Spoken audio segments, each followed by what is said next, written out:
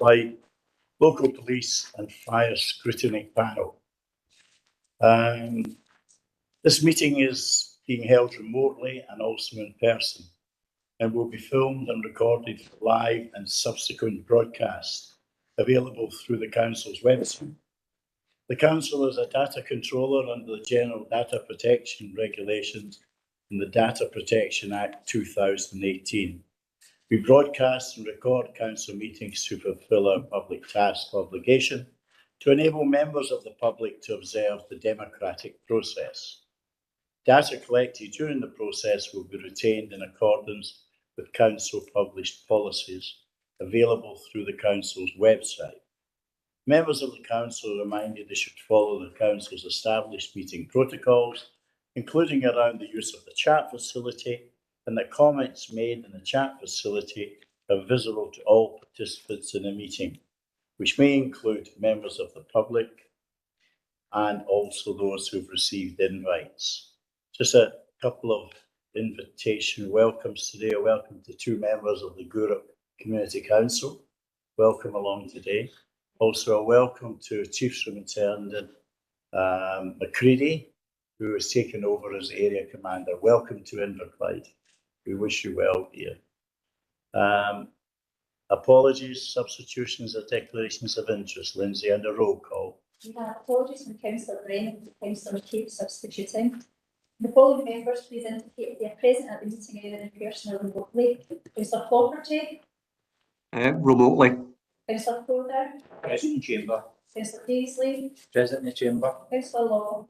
Present in the chamber. Councillor McCabe. And remotely. Councillor Maguire. Professor Mackenzie. In the chamber. Councillor Moran. Present in the chamber. Councillor Twin. Present remotely. Councillor Reynolds. Councillor Wilson. Present in the chamber. Are there any declarations of interest? No. Right, then we can proceed to agenda item number 2, performance management. Chief Superintendent Macready and Chief Inspector Kane are going to share this report. I hand over to you, gentlemen. Welcome. Thank you, Chair. So just by your welcome, really appreciate the welcome I've had so far. I'm really pleased to have been appointed as the Commander for K Division. It was a post I applied for. I wasn't shoved into, just to give you some reassurance. I said all up and I wanted to come into the division, and I'm delighted. And I can assure you that the communities will get 100% from me as they do from every officer in the division.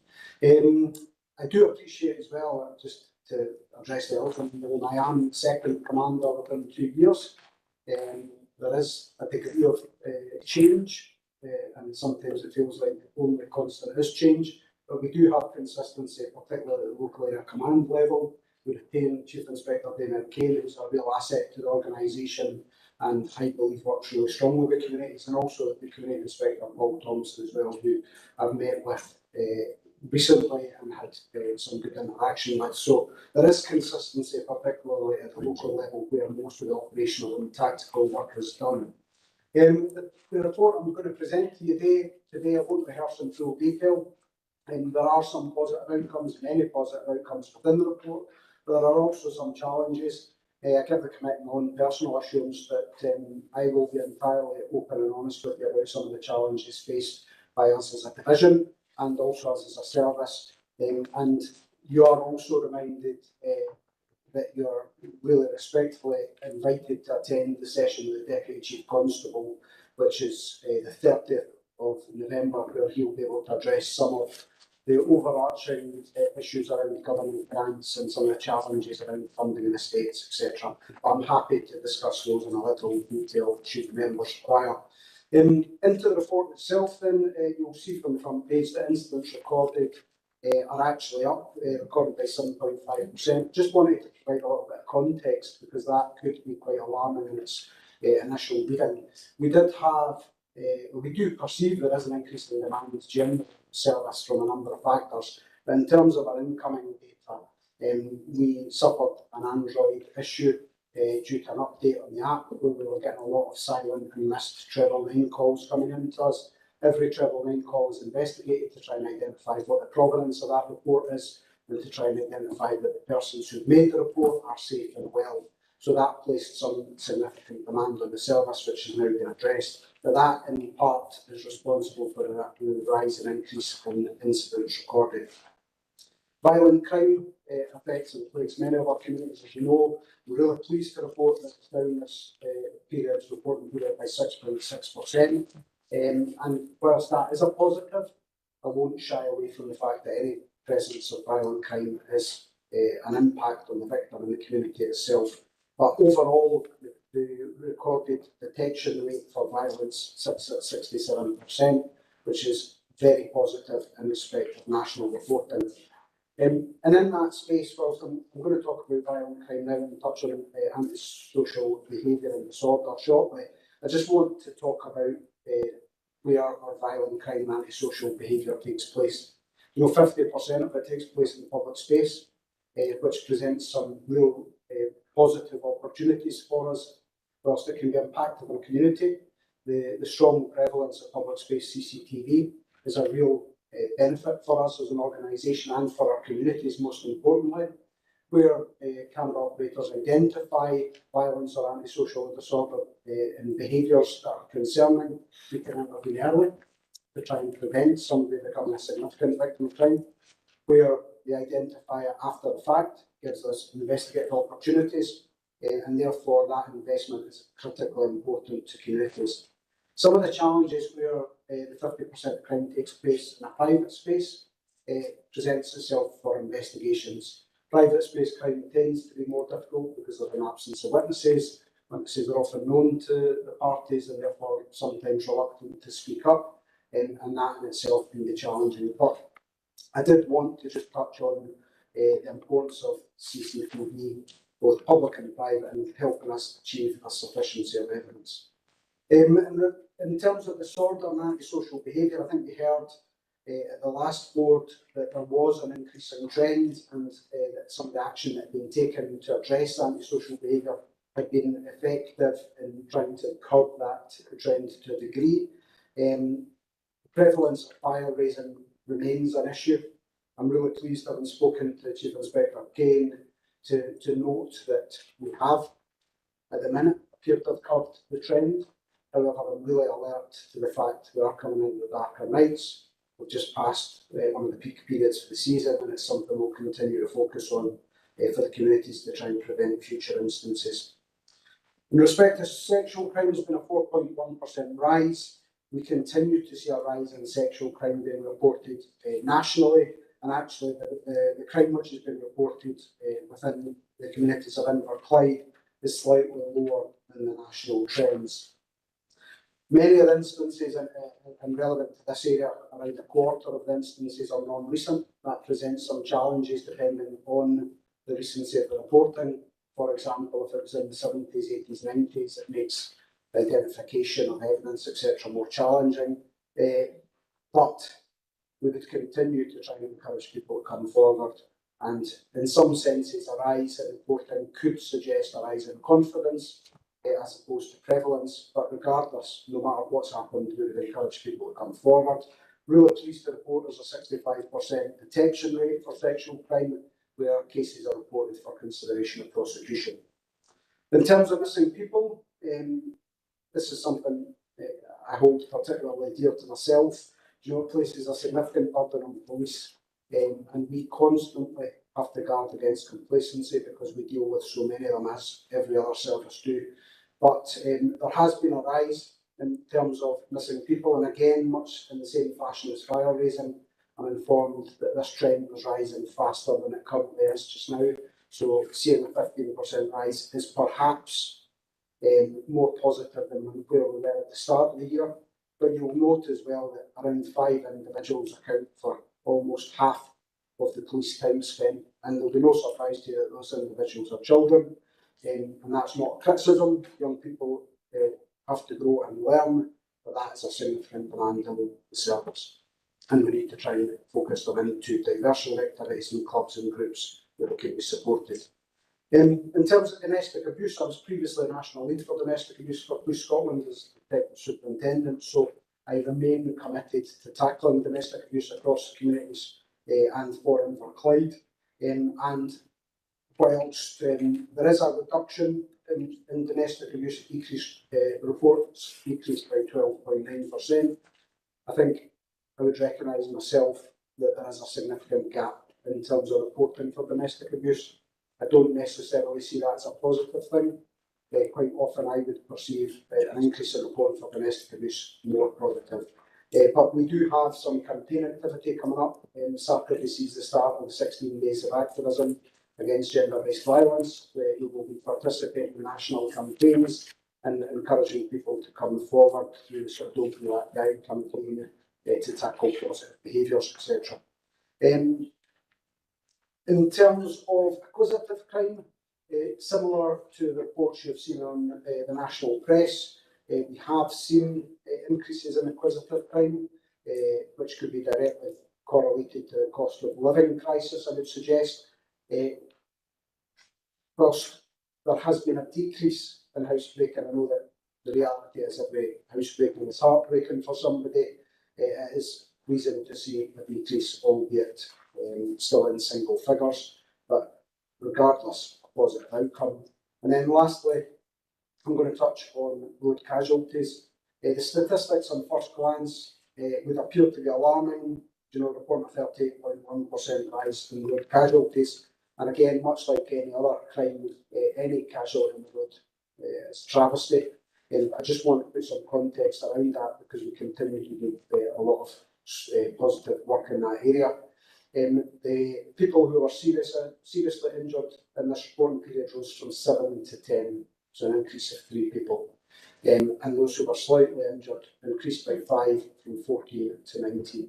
We're just coming up to the Christmas drink and drug drive campaign. We're speaking to roads police and motorcyclists yesterday who've indicated that they'll be out supporting communities, and Chief Inspector Kane is linked in with our National Roads Policing Division as well to make sure that they get appropriate support. So I'm happy to take any questions, and given I've only been in the division 5 weeks, I will refer back to any pressing local issues to the Chief Inspector, who's far more versed than I am on local matters. Thank you. Thank you, Chief Superintendent. There's just one thing I would like to raise, and probably with our officers, Ruth and Tony. Tell me a bit more about the Filomeno protocol, Ruth.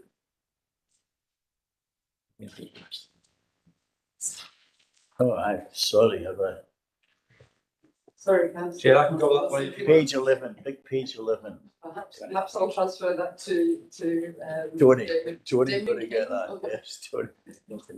So, Chair, part of the missing person work that's done. Sorry? As part of the missing person work that gets done, the Filomeno protocol is basically a format where we share pro forma paperwork with care establishments, maybe hospitals, areas where somebody might be at risk of going missing, so that we have the key information recorded in the centre at the time. It just basically means if someone goes missing from, for example, a care home, we have the full data we need to photograph, identifying marks, height, weight, etc., any allergies, risk factors. It's just basically a format speeding up the reactionary time of the police if we respond to a missing person. So your officers are dealing directly with care establishments? Basically, our preventions department locally now, and what they've been doing, they've been linking in with care, residential homes, any other area where it's more likely than not we must get some missing person activity. The form is shared, there's training being given by Inspector Laura Hamill and her team, who's based in Paisley, to all the care establishments, I believe, and it's basically just, like I say, to speed up the process. If someone goes missing, we have all the information at hand immediately to react and direct resources and identify the main risks. Sorry about that, Ruth. It's obviously a police initiative, it wasn't it? But through you, Convener, to look at the partnership working as well was the training day last week about this very matter as well. So yes, I wasn't recognising the Filomeno protocol, but aware of the good work that's been done recently on the back of that. Good, thanks very much for that, Ruth. Councillor McCabe. Thanks, Chair, and thanks to the Divisional Commander for presenting the report. It was useful to meet him yesterday afternoon along with the Chief Executive, and hopefully we'll have a long relationship here in Inverclyde. I could probably ask quite a few questions on the report, but I'll confine myself to two. So it's obviously a bit concerning the increase in missing people, and particularly obviously the looked after and accommodated children. So it'd be useful to know what sort of multi-agency work is going on to try and address these particular issues, because obviously there are risks to young people, but it's obviously a significant amount of police resource that's getting tied up in this as well. And the second question relates to drug-related deaths.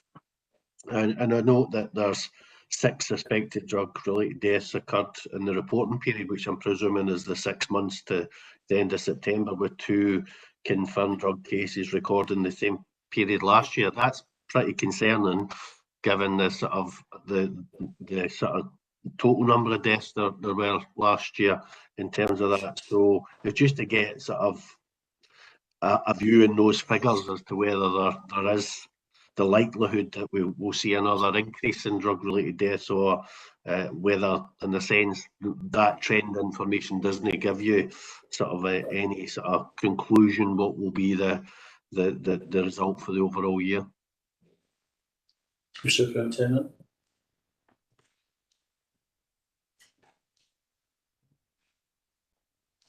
Do you want this? Thank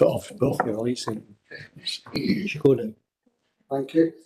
So I'll take them in reverse. So drug-related deaths, as you know, the Scottish Government declared a public health emergency. We'll have the Chief Officer Group next week, where I'm confident we'll be talking about drug-related deaths specifically. As you know, I brought with the Chief Exec yesterday discussion on the MAT standards, and what more we could be doing to try and support people with addictions and problematic drug use in our communities.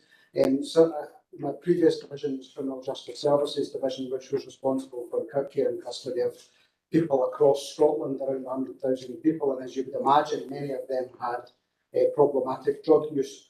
So the provision of naloxone amongst our officers, in terms of the officers that are patrolling the streets, is one preventative factor to try and get in and take proactive efforts prior to a fully trained professional medical intervention.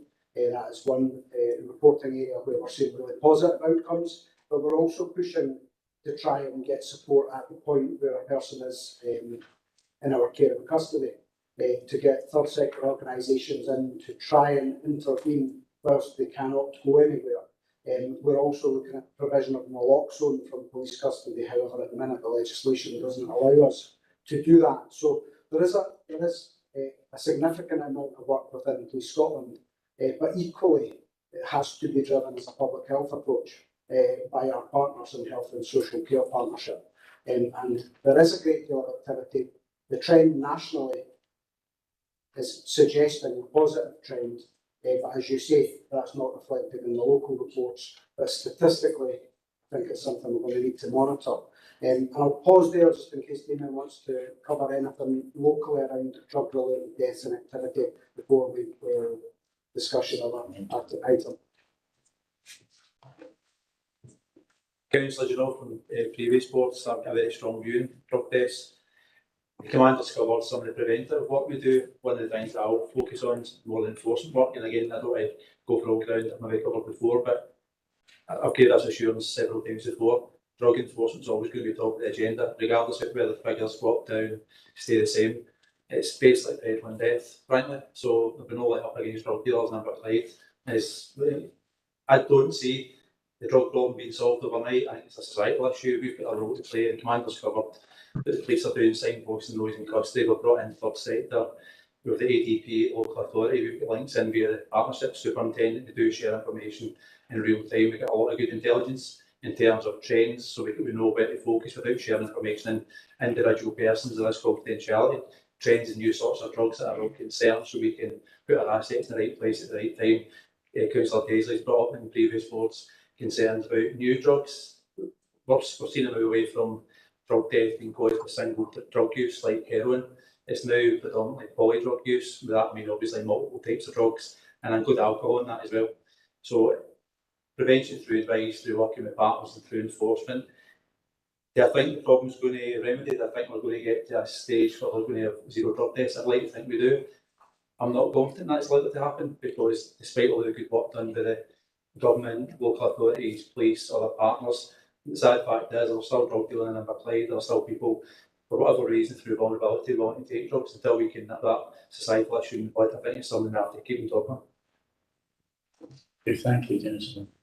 Do you want to add something? We just address councillors' other points here in respect of missing people and what activities going on. So we have a dedicated preventions, partnership and preventions inspector. We have a new superintendent arriving next week on Monday, who will be directed by me. Actually, one of our strong focus is going to be missing people, because I see the demand at places. So it's about linking in with the local authority and children's houses. It's about understanding the difference between being absent and being missing, so that we don't unnecessarily not only criminalise some of the kids, because, dare I say, when the police get involved unnecessarily, that can happen, because we tend to escalate matters when they see us, because they perhaps have negative experiences of the police through familial arrangements, etc.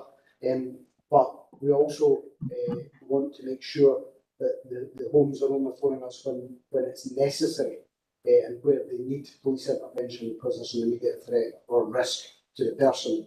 And so there is work going on locally. That will be one of my areas of focus. When I worked in Lanarkshire previously, I was very heavily involved in this area, and will continue to do so whilst I'm here. Thank you. Councillor Law, then Councillor Pearson. Thanks. My question's actually already been answered. Okay, thank you, Councillor. Councillor Daisley. Thanks, Convener. Just a question around page 5, disorder and antisocial behaviour. I noticed that there's a multi-agency willful fire raising group been set up. Now, just in October there was quite a lot of instances of fire raising, youths setting fire to wheelie bins, and it happened over quite a concentrated space of time. So I've not heard any noise about that for a while, so I'm just wondering if that group has been effective in dealing with that situation, or... So the group was set up, it was mainly because, if you remember back towards summer, even before the issue you're referring to, which was mainly around the Larfield area. Back in the summer, we'd have spatter fires in different areas, generally outdoor fires, open grass, and it was quite a real problem for fire and rescue colleagues. We were putting a lot of investigative time in. The plan was put in place, starting off with that, and we did the focused activity in victim offender locations, looking at impact on. We identified that there was a link between some missing people, missing juveniles, who were causing the fires. We focused to support them with advice and guidance. In most cases it worked, in some cases it didn't. We moved to enforcement. One of the, as you notice in the reports, some of the top 5 missing people made up 56 of 114 misfit reports. The actions we took in the summer have reduced that, because at one point I think I was sitting here and the missing persons were up 110% or thereabouts. It's now dropped dramatically. So the fire raising work just went hand in hand with the day-to-day partnership of working to identify the people at risk and what we can do. In this case, I wouldn't say the actual action plan was what's nipped that in the bud. What actually happened in the more recent events you're talking about was we get really good real-time reporting into the police because of the partnership of operates. That was shared real-time with fire service partners, RSLs, and very quickly gathered information on the areas, the times these are happening, and probably people involved. We've also got really good link in with education, and we started a multifaceted approach to deal with that. So it wasn't actually following the plan, it was more set up for the longer term. This is more kind of quick reaction through good multi-agency working, to get information and where we put our resources and the people we need to speak to. And I've been touch wood that issue at the moment is going in the right direction, but we're not complacent to it. And it certainly didn't peak over the bonfire night, which was our main concern. So we put a lot of work into the multi-agency work in the lead up to fireworks night, and so far in the last couple of weeks we've shown a lot of improvement. Okay. Thank you, Damien. Yeah, thank you for that. Okay. Councillor Moran. Thanks, Convener. Well, I'm going to ask a couple of questions on the missing people, but I think it's been answered. But I think we looked after children scenario now that when the young person got 16, the law had to leave the home they're in. That's been changed now, that they stay there up to 23. But I dare say maybe a case where someone were a bit older now and maybe not necessarily that. to report it, for making a kind of false alarm there. Also, do you think that the use of social media, because I see young people are missing now, all social media going, such as when missing last seen Friday, the Paisley station, country group. Is that a good help to the police when they're trying to find a missing person? The social media coverage. So I'll give you an overview of what the police response to that type of incident is, and then I'll ask David for his local experience. So in terms of missing people, any missing children, there is a minimum grading of a medium risk missing person, which means that officers are immediately allocated to it for the duration of their shift and until that person is found. So yes, there is a significant policing response, and it does draw in people. You're right in terms of your observations around the different ages and definition of children now, which is expanding and is interpreted in different bits of legislation differently. But the UNCRC talks about children all being under 18 in any case, and the K experience up to 24 is my understanding. But in terms of practically, anything which will help increase the likelihood of reporting, anything which will help protect people coming from further harm, or will help us identify it, will not only protect them, but will help release our resources to go and attend to some other public need or public concern. And just if you don't mind, Chair, I'll invite the Chief Inspector and give any local perspective. Certainly. Amen.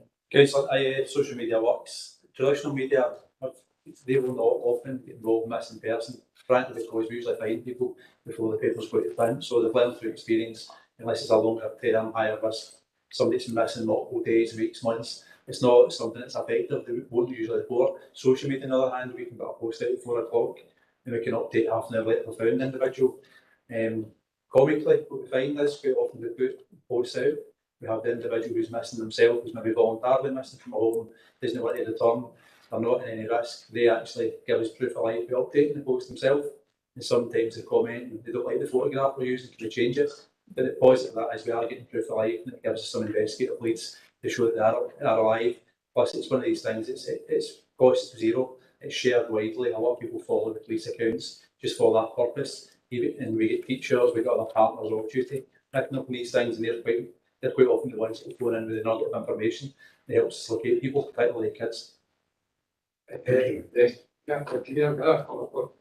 will be the operation in which we should have a victim said, I've considered the trouble I've had over years with the fireworks. And obviously there's legislation passed now, so we can actually legislate now for next year. Going forward, do you think that the police will have enough resources to implement any restrictions?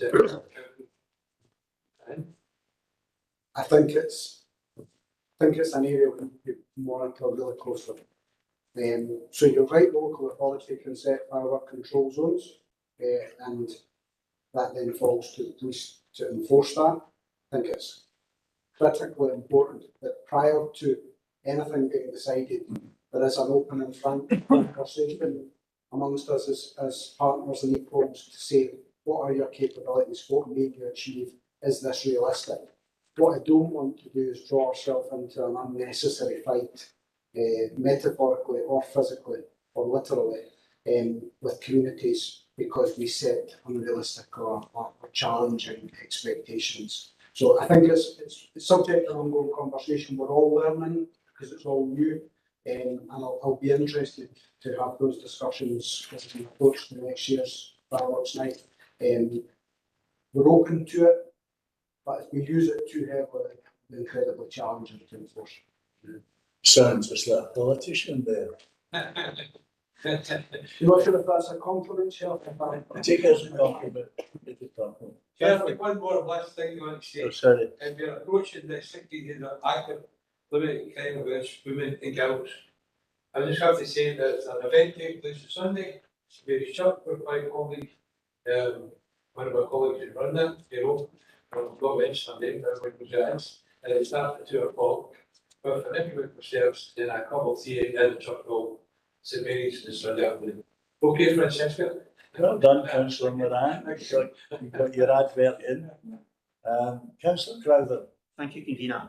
It's always happening to read papers where the total crime is actually down, albeit it's only marginal, and the detection rates in many categories are up. That is very heartening, so it is. But if I could focus just now on the serious and organised crime, very, very welcome that just under £1,300,000 has been of cash and assets seized. That's very welcome. And but what I do notice is that a total of 342 stop and searches for drugs have been made during that period, but only 78 drug seizures have been made.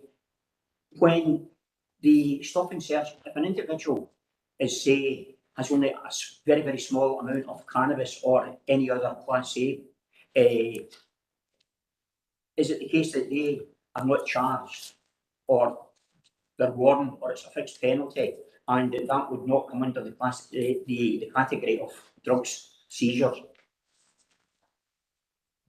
Thanks, councillor. So we need to find controlled drugs, even if it was a very small amount. There's obviously discretion, but generally speaking, if we find enough that we can weigh, there will be a presumption that the person will be prosecuted. That said, found over the years there's very little benefit in prosecuting people who've already got issues in their life.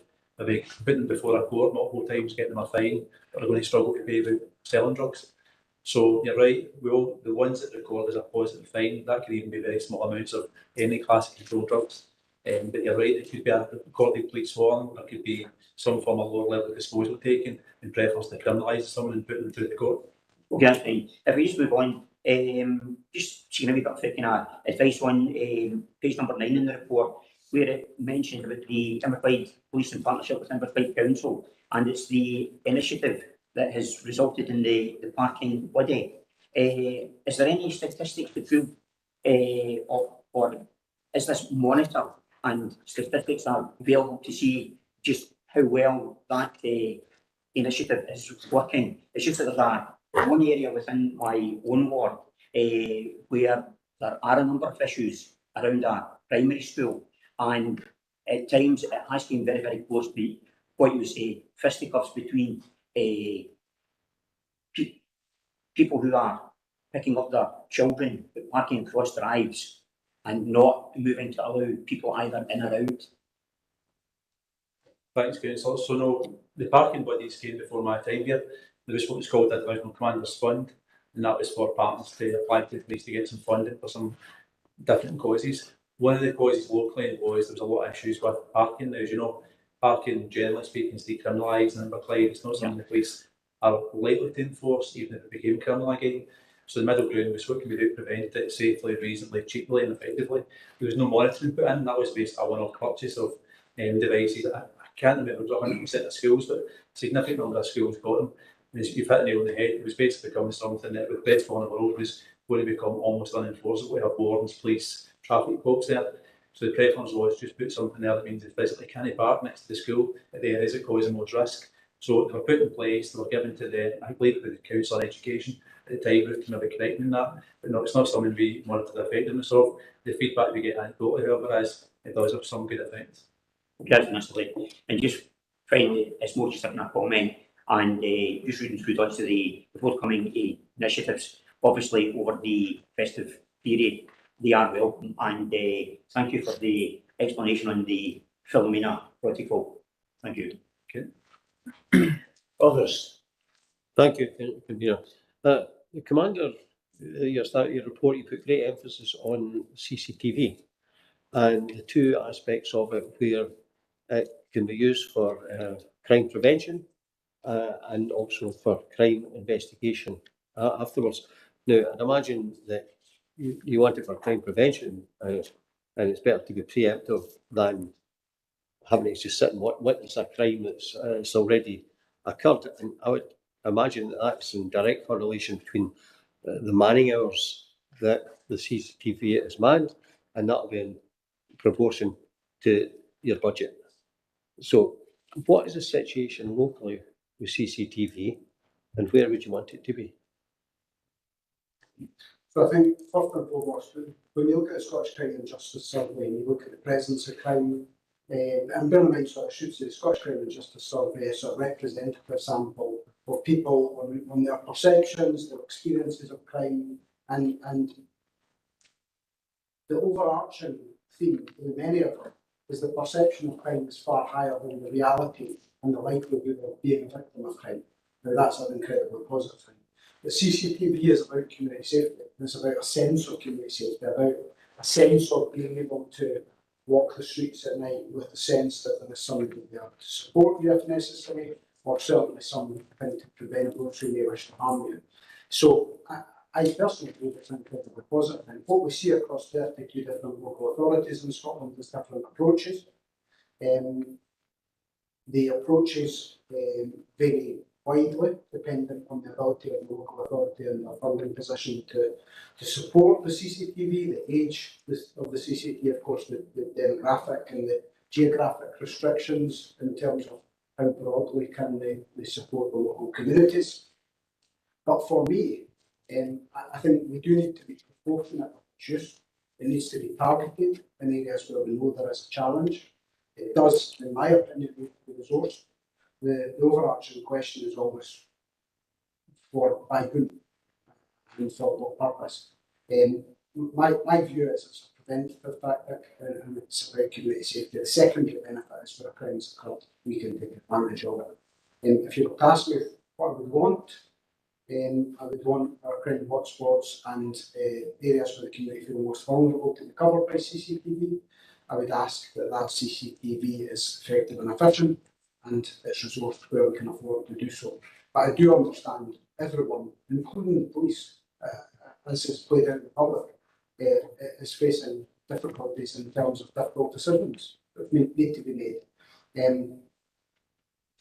So I understand where we are with it, or I believe I understand where we are with it. Would I like to keep it? Absolutely. Do I know difficult decisions will be required by every authority in Scotland? Yes, I do. Okay, Rose. Stephen, is your hand Alexei? Oh, it's thingy. I've taken it now. Duncan.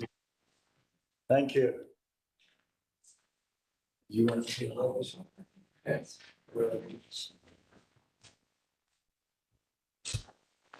Councillor Daisley.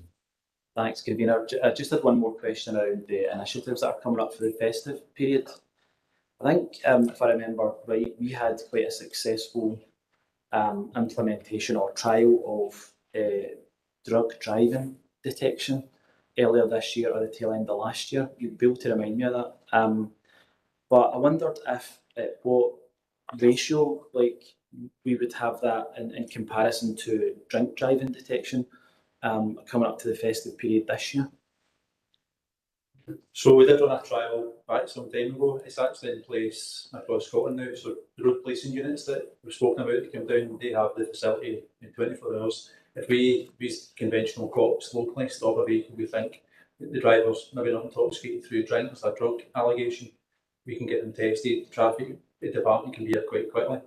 We use that all year round now because that was successful. I don't have figures to hand currently, but I remember being asked some similar question earlier in the year. I've done a bit of research on it. And I think if I remember right, we were protecting more people for drug driving in Inverclyde than we were for drink driving. I don't have any reason to think that's changed, quite honestly. So that it's a mindset change. We've been looking for drink drivers since the 70s, the 80s, when 1988 when the legislation came in. It's a fairly new thing, but the cops are alert to it. And it's not something that's overlooked. So we have a road traffic collision.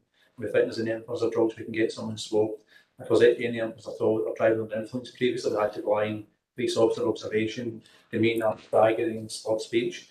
Exceptionally difficult to prove legally because they could any number of reasons or excuses made at the time of the trial. Maybe several months later, the dog spots are really easy and they're very accurate and they used to good effect. And it's something that will be part of our Christmas campaign this year. Thank you. Okay, Councillor Daisley. Yeah. Rasheen, you want to come in, please? Hi, good afternoon. It was really just a little bit of, I suppose, background information round about how we work out the appropriate staffing levels for public space CCTV and monitoring and it is very much evidence-based. So we regularly look at the police figures for calls and call-outs, etc., and we basically tailor the shift arrangements and the working patterns to that, to make sure that we are actually supporting the police and having as much coverage at the right times as possible. Obviously, the footage is recording 24/7, and our police colleagues, and there are a number of them who are trained, can actually go in and access the system and move the cameras. And looking ahead to the replacement system, which should be in over the next short time period, again, it will be an upgrade on what we already have, and the quality will be there. And you know, we are looking at the best technological equipment that's out there that will do the job that we need it to do. So really, it was just to give you a bit of comfort that we monitor and we look at resourcing according to police data. Thank you. Thank you, Yoshine. That's a useful contribution. We look forward to the new CCTV system. I don't see any more questions. Move on to agenda item number 3, Scottish Fire and Rescue Service Performance Report. We have with us Rod Anderson. I think that David McGarry's at home. And is David going to do the report? I'll bring Rod in a second, Chair, if that's okay. Good afternoon, Yes, good to all afternoon. members. All members online and in the chamber. Just a few things, Chair, if you'll indulge me before I bring Rod in. Whilst it doesn't cover this period of the report, I think it's important to recognise all the work that went into Operation Moonbeam in the run up to Bonfire Night, both with the local authority and all our partners across Inverclyde, and not least of which Police Scotland. It was another successful period for us. The number of actual incidents that we attended with our responders was in single figures, but that is in no small part to the preparatory work. And I can see Roisin and my K Division colleagues in the call from the police. There was a lot of work, so we don't take that for granted. I think during that period of time, the focus is always on fire because it's Bonfire Night and it's fireworks, but actually it really is a collegiate effort to get us to the response model and all the preparation. So it's just to start with a thanks to everybody. Just on that same topic of partnership working, you'll note, members will note in this report the significant drop off in unwanted fire alarm signal numbers. Again, that doesn't happen by chance. Colleagues in education, the local authority, and all our partners helped us with that communication piece, both internally with our staff and externally with education, as one example, and businesses. So there's a massive effort went into that. And if you look at the societal cost, so it's about, I think in this report, it's about £63,000. That's the economic cost of fire. You compare that to last year, that was £200,000. So a significant hidden societal cost that we managed to take away. But again, really, really positive, and hopefully we'll still continue to work with business. We'll still continue to provide that reassurance through our teams, but a massive drop for us, and I hope you can see that will free up capacity at our end for our firefighters to do other things.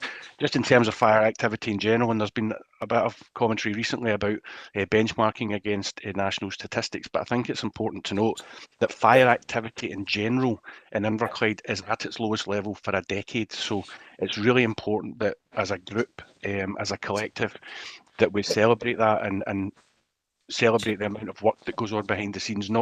I'll sit here front and centre and be scrutinised on fire performance, but what I'm trying to get across to members is that it doesn't happen just with us. It has to have the people in the room. It has to have the people in the local authority and Police Scotland and other partners working with us. So we're in a good place in terms of the statistics at the moment. But as I say, it's not something we take for granted. And just finally, it was something that Councillor McCabe had brought up there. We recently ran our first post-COVID pilot course for fire skills. That was run within Eastern Infrastructure just because we had the facility in the station to do it. It was hugely successful. We had a couple of the council officers from Inverclyde at that course. I attended their passing out parade, 10 young people who were requiring a bit of support for varying reasons. Really positive event at a very low cost to to us as a group. I'm pleased to see that Inverclyde have supported the next fire skills course, and we'll be able to hopefully give you the dates of that, which will be sometime in early next year. But I would encourage any members, if we get the chance when that event runs, that I would love to invite you along to see what a really positive event it can be. So I'm quite excited about that, Chair. And I'll pause there and I'll just bring in Rod, if that's okay, Chair. Thank you. Thank you, David. Rod, the floor is yours. Thank you, Chair. So I'll take you through the report. I'll not go through it verbatim, but I will highlight a few points and add some additional narrative along with it. So in terms of the overall activity summary for Inverclyde, as you can see, the trends overall are in a downward direction, other than for our special services, which have seen a 13% increase year on year for this quarter. So saying the special services, anything that we attend doesn't involve fire, comes under the category of a special service. And the number one incident within that we're attending, which is the one that's probably pushing my figures up, is that of affecting entry to premises, generally on behalf of a partner, which is usually the ambulance service most often. So we're attending more and more incidents where we're affecting entry on their behalf, and that's pushing our statistics up. But likewise, just the nature of the incidents we're involved in. So the second highest number that we attend is flooding incidents, and I'm sure as we're all aware of climate change and the way the weather has been, and that's something that's becoming more prevalent. So that's a close second to affecting entry. But both of those have seen an increase recently over recent years, so that is pushing our special service numbers up. But other than that, overall, the overall trend in Inverclyde is downward for everything else. In terms of our accidental dwelling fires and domestic safety, this quarter shows a 50% reduction in the year-on-year figure, as well as a 5% reduction on the 3-year average for accidental dwelling fires. So those are obviously positive figures. Alongside that reduction in accidental dwelling fires, the statistics also show that in 41% of those incidents there was no firefighting action required by SFRS, and that 35% of those resulted in no fire damage. We're not complacent on that, and obviously we continue with our engagement work, and that includes engagement of all occupants at any domestic incident that we attend, and via post-domestic response procedure. And this allows us to provide reassurance, home safety advice to those occupants, those premises who have suffered the incident, and also their human properties.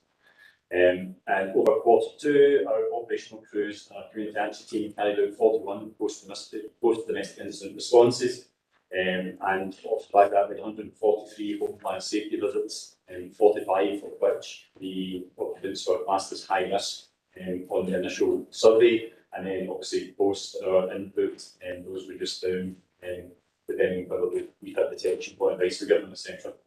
And alongside that, they also undertook 64 community and partner engagement events, where we're getting out there in the community and putting across our messages. Some of it maybe our next message across various areas, or maybe specifically on one topic, for example, domestic safety or road safety, etc. In terms of accidental dwelling fire casualties, as this morning to report that there has been an increase in accidental dwelling fire casualties. It's a 200% increase on the year-on-year figure and a 25% increase on the 3-year average. Those statistics look quite concerning with a 200% increase, but that is because historically we have a low number of fire-related casualties within Inverclyde. So although it looks like a massive jump, it is only a small increase in actual numbers. And as well as that figure remaining low, the degree of injury suffered continues to be minor. None of them are seriously injured in those figures. And again, as I've already touched on, we continue that engagement and educational piece for our operational crews and community action teams, and also we tie that in alongside our thematic action plans that we run throughout the year in terms of how we target what times of the year. So for example, we'll just be coming into our winter thematic action plan, and again alongside that, as part of that, we will run our festive home safety campaign. And so those will also hopefully continue to drive down and reduce the already numbers of casualties in Inverclyde. In terms of unintentional injury harm, this one will get a 7% reduction in the year-on-year indicator and a 5% reduction in the 3-year average. This time was an equal split between our traffic collisions and those where we attended and assist partner agencies have resulted in casualty figures in our subsequent fire special service reports. So it's pleasing to note that reduction in the casualties, both compared to the last figure and the year on and the 3-year average, sorry. And it's positive to note that 50% of those injured only required treatment on scene, so there's only about 43% who actually required to go on and have further treatment, either for minor or more serious injuries at hospital. And education and prevention activities in relation to unintentional doing harm around road safety, water safety and ice safety continue alongside our partners in delivering that in various forums. Delivered fire setting, again another reduction, 12% reduction on the year-on-year figure for delivered fire setting, a 5% reduction from the year average. It also shows a 79% reduction in deliberate fires compared to the previous quarter. And as was touched on earlier by my colleagues from the police, the partnership working with that seems to be making good progress, making inroads into getting that figure driven down. Of the 65% deliberate fire reported over the quarter, 50% were primary fires, with deliberate secondary fires making up the remainder, and they were predominantly grassland and refuse. In terms of the deliberate fires, the majority of them were within their buildings. Our community action team continued to work closely with our partners through the Inverclyde Hub, and as I said, we're working together to take that targeted approach to reducing deliberate fire safety. Non-domestic safety, so again, it's a 50% reduction in our year-on-year figure for non-domestic fires this quarter, and the 3-year average remains static. Although the quarter seen a reduction, the 3-year average remains static, and this is reflected in the report. It's reflected in the report. The severity of these incidents continues to be low, and 30% require no firefighting action by SFRS, and 67% resulted in no fire damage. Where incidents do occur within non-domestic premises, our protection officers will carry out a post-fire audit in all of these, and they'll provide registered support to duty holders to assist them in meeting their obligations under the Fire Scotland Act. And that's what is carried out after the one of those incidents, and that then will result in either there was no issues with a fire risk assessment, and it's just been a freak that accidents happen, or that has something identified, and they will be given advice how to remedy that, and ultimately, in very rare occasions, it may be enforcement, and there's few and far between. In terms of our unwanted firearm signals, as the commander's already touched on, we have seen this in the first full quarter. We've had since our change to our UPAS procedure in July, and off the back of that, we've seen that 68% reduction on our year-on-year figure, and 21% on the 3-year average. Again, listen on that, we still continue to engage with duty holders at premises where we get frequent UPAS incidents, because they still make up a large percentage of the incidents that we are attending. 26% of those across all of SFRS are still unwanted firearm signals that we attend over incidents, so we continue to engage with that. As the command also touched on, a lot of hard work by our partners in the build up to this change coming to the legislation was done. There's a lot of engagement with them, and that then involved cascading onto their staff, so we really appreciate the work that's put into assisting that. And obviously there is that economic, societal economic saving of over 1% in the cost of us attending UPAS incidents to support it compared to what we did last year.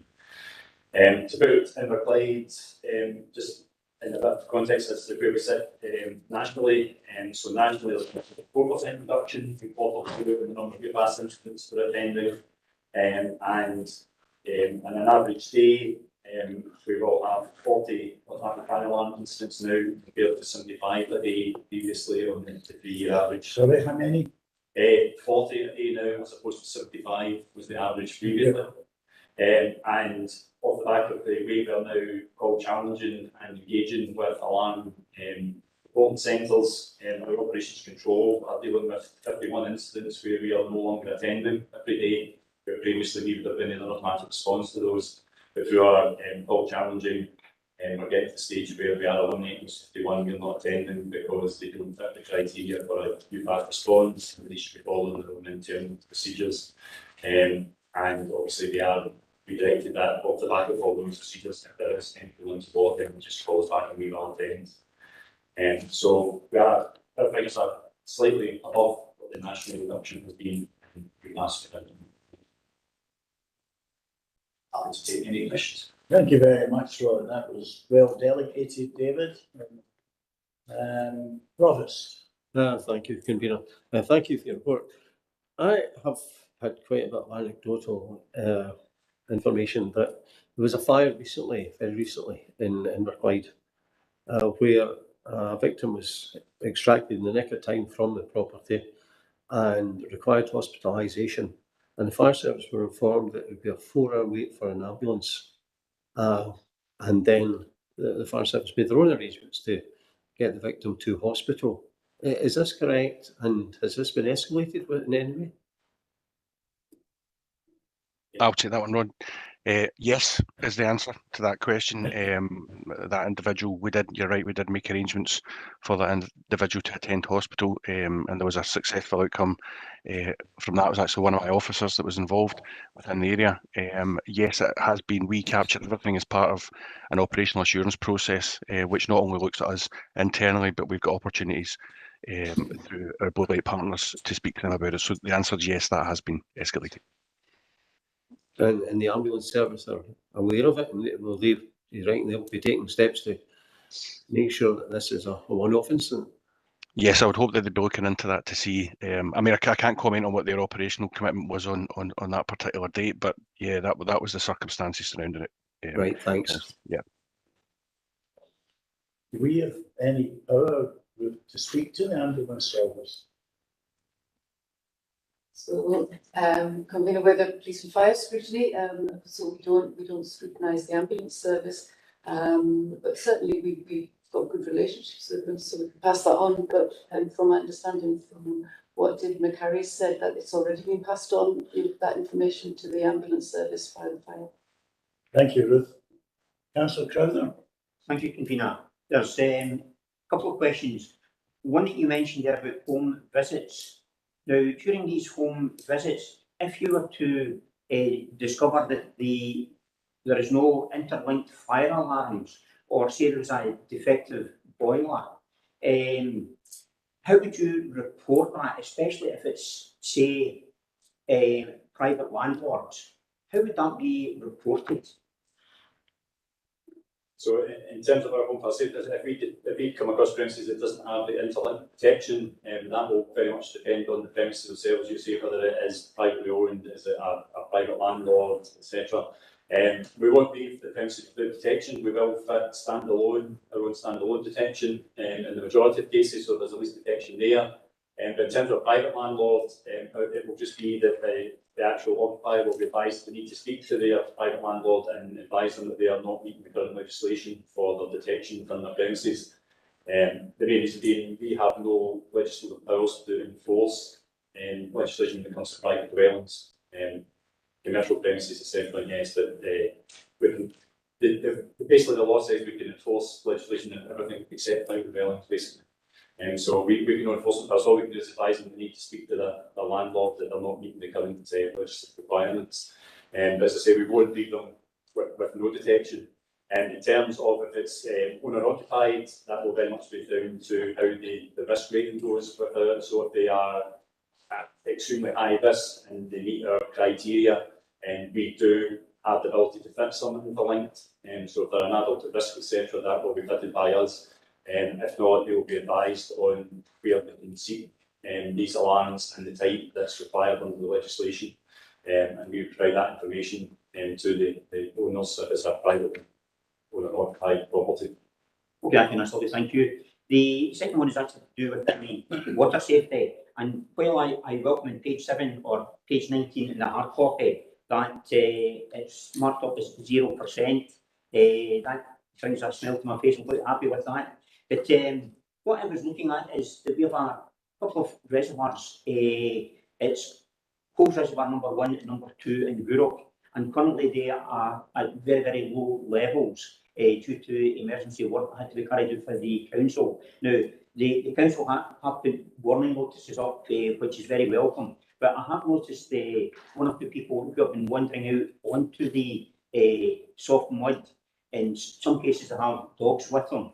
And the concern that I do have is that should they sink into the mud, and there was a past case in the Murchison Dam when that was at a level, and my understanding is that the Fire and Rescue Service do not have the equipment for mud rescue, and that you would work with your partner in the MCA who have experience. Is that the case that you would work basically hand in hand with the MCA and that would be handed over as a mud rescue? So yeah, so in the case of a mud rescue, we do generally work closely with our colleagues in the Coast Guard. As you say, we would turn out our standard water rescue response to it, and they do have some equipment suitable for mud rescue. So they do have it's called an ice path, but you can use it much the same, basically an inflatable pathway, and allows you to move over the surface of the mud much easier. Some of our water rescue units also carry a sand or mud lance, which is a device you can use to either pass water through to break up the mud. But when it comes to mud rescues, the Coast Guard do have a lot more equipment than us. They also have a lot more experience in dealing with it than us, because if it is a coastal situation, they will generally have attended it, whereas we tend to only do the inland ones. So we will call upon them to support us, and we will work hand in hand with them. So their crews will work alongside our water rescue crews to effect that rescue. As I say, it is a partnership which we do work on and establish with them. As I say, particularly through the work around water safety, we do a lot more work now with the Coast Guard and the RNLI, etc., than we did previously. So we do have that good relationship with them, and yes, we would help each other out and rely on each other to deal with resolving any type of incident of that sort. That's very nice, lovely. Thank you. That's the first, a mud rescue. That's the first one we've had. So we've got police, fire, and mud rescue. Councillor Beasley. I actually think Councillor Miranda's. No, I decided you should go for it. That's fine. Thank you. I'm the right side. You get mixed up to me. I've got you in order. Okay, thanks. Just around deliberate fire setting, the papers say that almost half of deliberate fire setting is refuse or refuse containers, right? So I'm interested to understand what they are. Is it wheelie bins? Is it skips? Is it flag tipping? The other point around that is that I've heard anecdotally that, just coming from the incident in Larkfield, I've heard anecdotally that people are getting some sort of chemical hit off of the fumes of burning wheelie bins, and that could be to do with why it's happening so much. Can you give us a bit more insight into that? Yeah, so to answer your first question, it'll be a mix of all three. It will be general fly tip rubbish, general litter that's lying around, but it will also be wheelie bins, street bins, skips, so it's a mix of all three. The only definition that breaks it down under a fire box is whether it's large or small. So if it's a skip, we'll tip large, otherwise we'll tip small for anything else. And there is also an option for loose refuse. So that category and report covers all three of those groupings, so it's a mix of all three.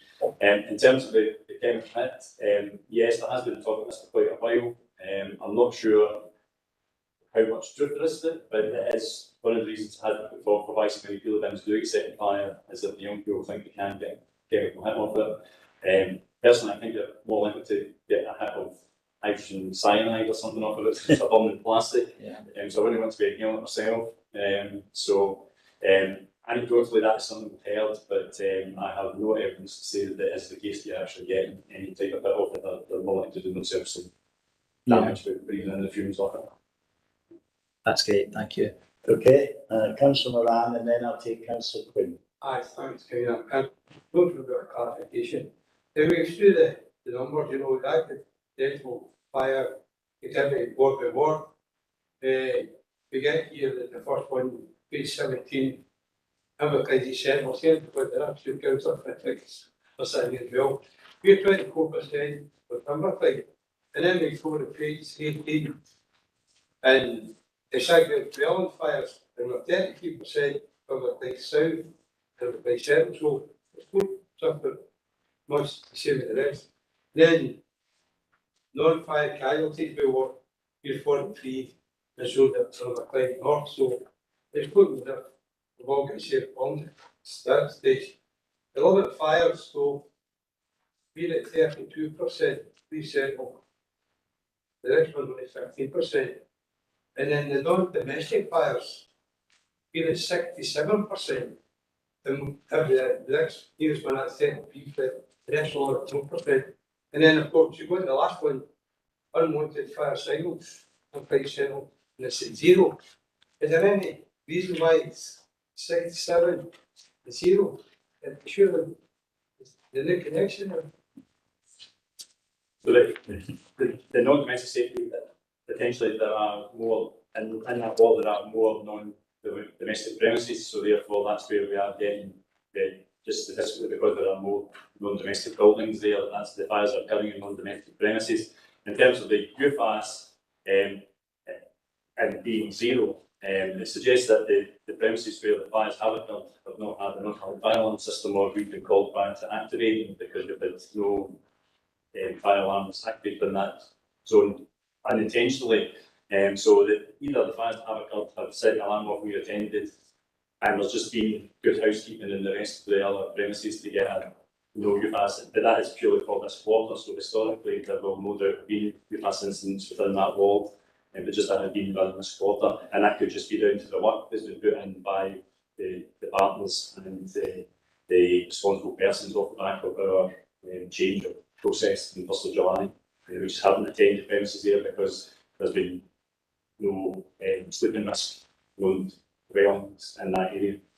Right, well, maybe being behind the blackboard here, but I'm going to ask anyway. See the 67, would that be maybe because there's a big fire there, like, in Good Park? And then you say there's no alarm, so there's a big fire, but wouldn't be no alarm, but that's really the 67 figure. So there's one big fire compared to the rest of everything. So no, that would be the 67% would be a breakdown of non-domestic. So the fire thing, including Park, we wouldn't have it within non-domestic fire safety, because this is about us going out and dealing with crowds. It depends how they recorded it, because it was technically, if they recorded it as a derelict building, it wouldn't show up within that. Because this is the non-domestic fire safety would only be covering those that are occupied premises. So therefore, and depending on how fire, it could be that the fire report's been completed in such a way that it's made the Glen Park figure come up within there. But I wouldn't, that's not where I expect it to be. So I'd expect this as being incidents within occupied non-domestic premises. So whether it be factories, schools, shops, things like that. So Glen Park would be in this? I wouldn't think it would come under that one, no. So that's where it all been overrun. Well, Chair, if I could just add a wee context here. Chair, if I could just add some, Yes, in you come, David. Just add some context to that 67% figure. That sounds like a lot. What we're talking about is 2 out of 3 incidents over a 3-month period. So very, very low numbers. The 2 or the 3 incidents that were attended, I think 2 were in res care from memory, and 1 was in a primary school. Now these can be a choke and a light fitting. It can be a very, very small incident, but it shows up as a non-domestic fire. So the severity of them, I think only 1 of them was direct firefighting. And that can be removal of something. So just to give it some context, the 67% is 2 out of a total of 3 non-domestic incidents over a 3-month period. So it is very, very low figures. But I do appreciate Councillor drawing attention to that it's in that ward. I think, I mean, if that was the case, then surely there'd be a bit more information, because if you're going to another 67%, which is very high in anyone's book, you're saying it's not really high because it's going to be fires. Then that would fine if you had more information so you can compare it to that. I'm just looking at the figures there. It says 67, which is high. So it's important to get a kind of handle of where that figure came from. Chair, I'm more than happy to provide the details of the instance that I can share with the council. Absolutely not a problem. Right, thank you. Okay, brother. You've been very patient, Councillor Quinn. It's your turn. As always, thanks, convener. I hope you can hear me. I've got a terrible cold, so you'll probably be glad that I'm not joining you in the chamber today, so I can pass on my germs. So thanks for the report, and it's really positive news to hear about the incidents on or the lack of incidents on the 5th of November. So my question's also on something that was out with the reporting period. I think we just missed, and it's about the flooding incidents on the 6th of October. So I was just really trying to unpick that in terms of what the, fire services roles and responsibilities are in a time, especially when we had a number of residents of fear of flooding and some of our elderly as well. So it was just trying to unpick that. Will that feature in the next report, or could you give me some sort of information today? Thanks. Yeah, thanks for that. On the 6th and 7th, we did attend a number of flooding-related incidents. As a service, we attended a number of rescues from vehicles stuck in flood water and also some flooding through domestic and other premises. It will be included in the statistics for the next quarter, and we will provide some background to that in that report about what the incident where we attended and really well. Overall, we will attend any flooding incident like that, any spate flooding, and we will attend any incidents where there is a life risk, where there is the potential that flooding into domestic or other premises may interfere with electrics, etc., and may then pose a risk of fire. We will attend and look to see what we can do to mitigate that water entering the premises or to pump it out if necessary, if that's required. And we also obviously work closely with our partners in police and the local authority with regards to obtaining road closures, getting sandbags, etc., other equipment that's necessary to allow us to stop that flow of water into the premises. So it is one of our categories of incidents that we will attend one of those special services.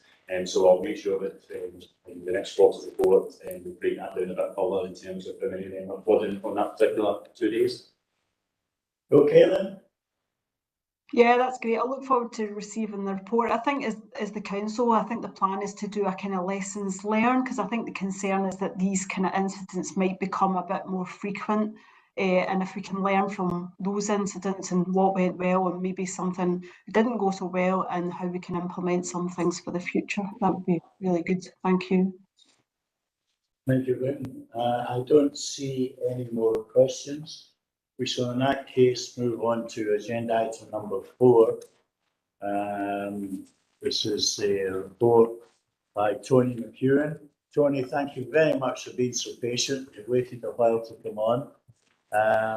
So this is the local police fire scrutiny panel update report. Tony.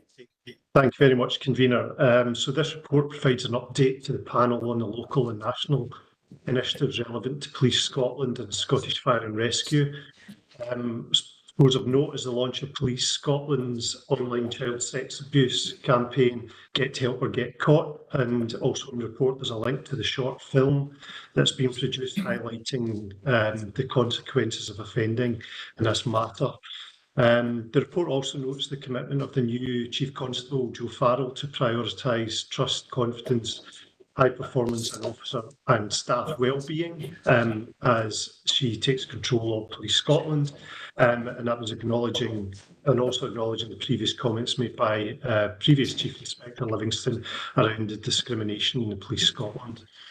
Also in the report are links to 2 reviews that undertaken by His Majesty's Inspector of Constabulary in Scotland, and that's looking into the police vetting policy and procedures, and also the review of mental health related policing and the impact that's had in Police Scotland. In terms of the Scottish Fire and Rescue Service, the report's noting that the Fire Brigades Union will begin consulting in relation to potential industrial action, and I don't intend to get into any more information, I suppose, around the Operation Moonbeam, but I suppose just highlighting the demonstration of the successful partnership working between all the partners in relation to the events around the 5th of November.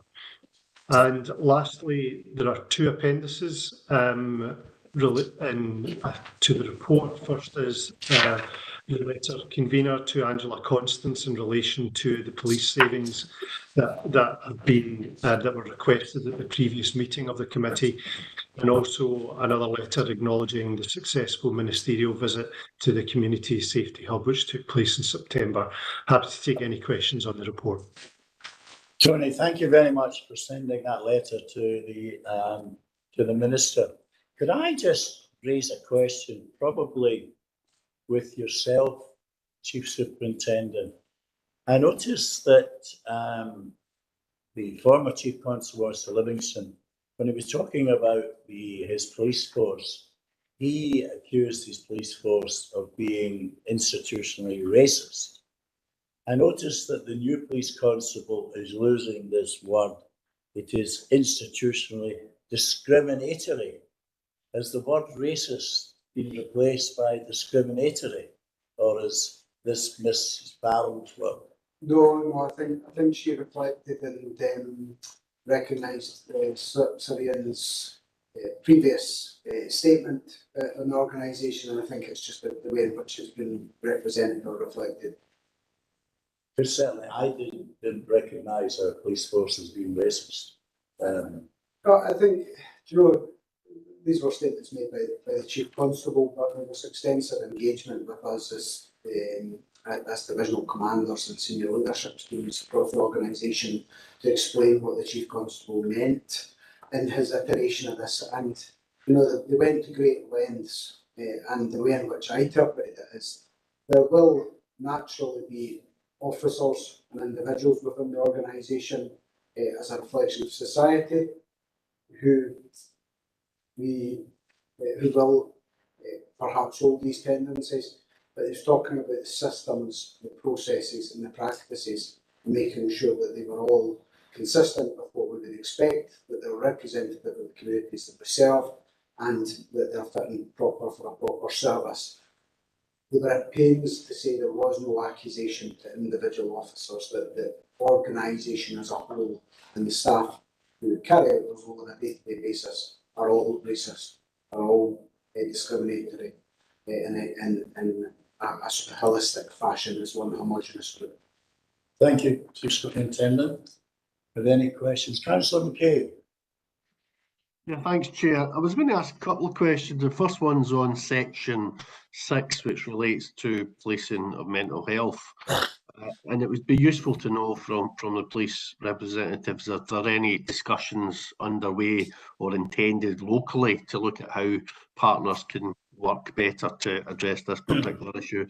And the second question relates to section 8 with regard to the strike that may or may not take place, which obviously is linked to the operational changes that we've discussed before. And when we raised concerns before, we were assured that there was going to be a national consultation around these changes, because they're currently temporary. So it would be useful to get an update from David, maybe where we are in terms of timescales for that consultation. Thank you. Gordon, and then David. Thank you. So I'll give you an overview and I'll give you some of my personal perspective and observations coming into the division. Then I'll perhaps hand over to Chief Inspector Kane around some local narrative in respect to mental health. So firstly and foremost, I think it's probably fit and proper to say that we are different to England and Wales, and we're looking at right care, right person protocol in terms of police stepping away from mental health. The police in Scotland, in the 28 years in which I've served the organisation, have always supported their communities and have always lent in to a degree. And I think that was actually set out more firmly in legislation by the Police and Fire Reform Scotland Act 2012, which defines in law that we are responsible to a degree for the safety and well-being of people, places and communities in Scotland. So there is a different operating narrative. My personal view, and one in which I've expressed to the Chief Constable when she visited the division, and I'm not just saying that because she's my boss, but she was genuinely very interested about what was happening locally. My personal view is that the drafters of the legislation did not intend it to be as all-encompassing as it is. And I speak to officers on a day-to-day basis, and I take my hat off to them, because I'm out speaking to them all of Tuesday every night.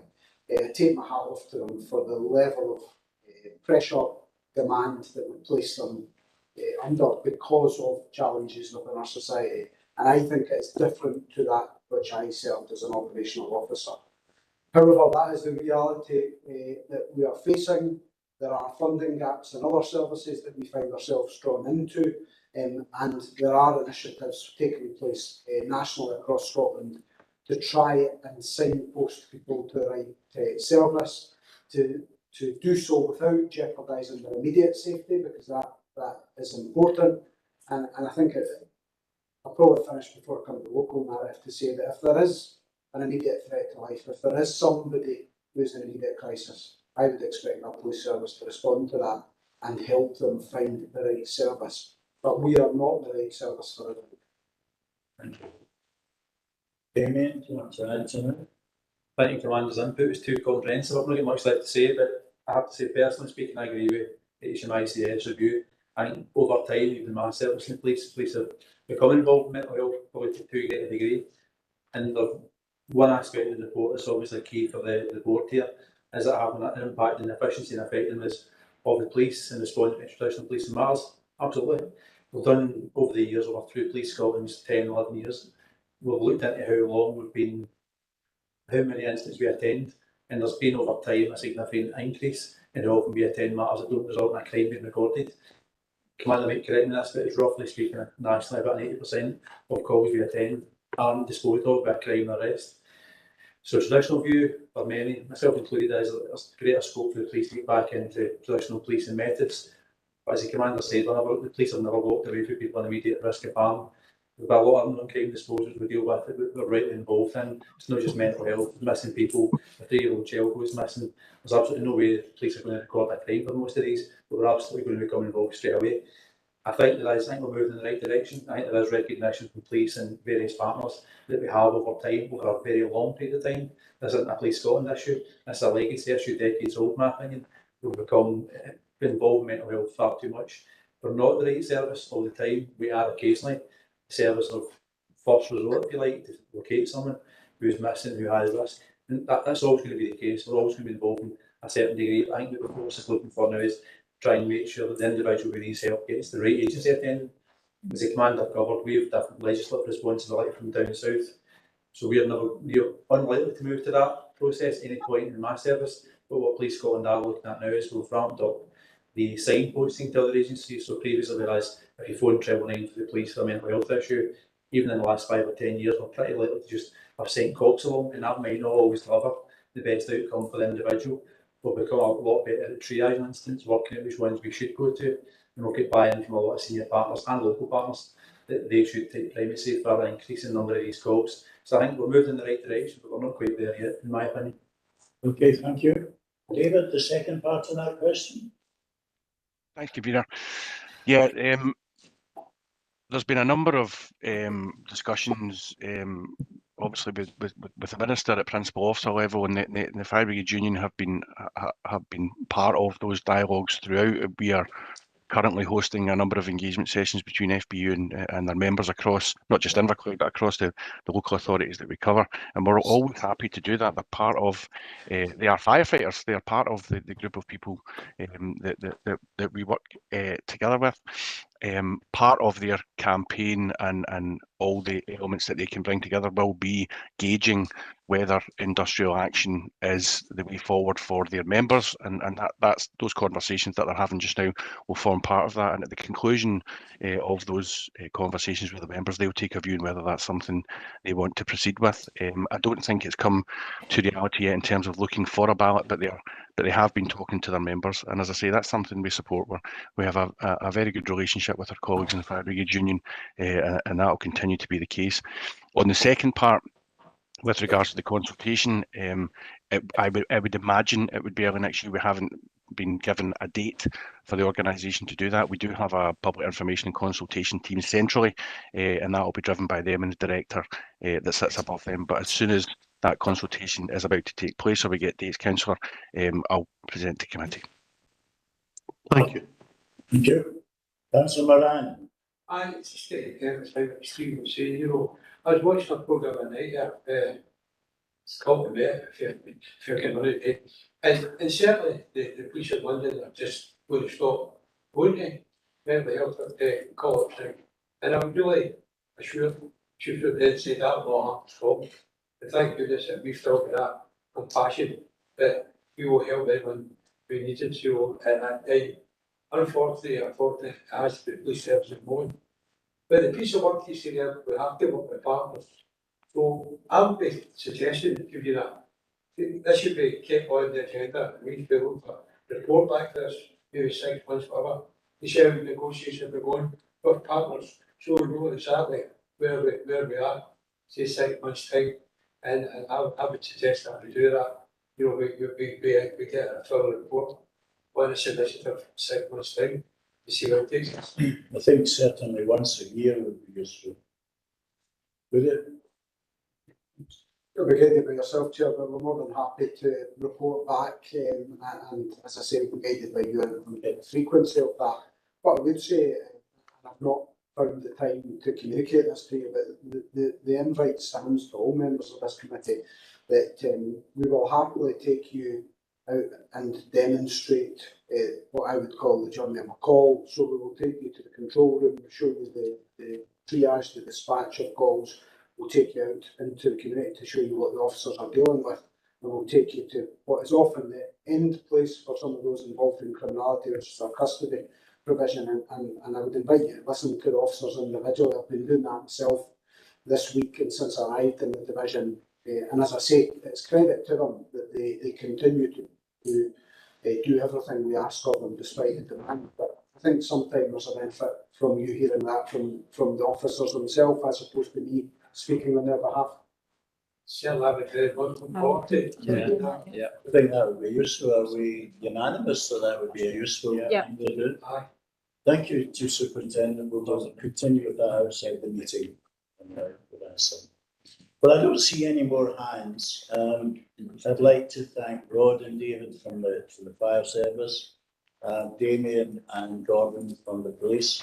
I'd like to thank our officers. I hope the two members of the Gura Community Council found the scrutiny that we conduct here interesting. Yeah. And that's good. I hope you enjoyed it. And it is a very important meeting this, where it gives an opportunity for your representatives to question the police and the fire service.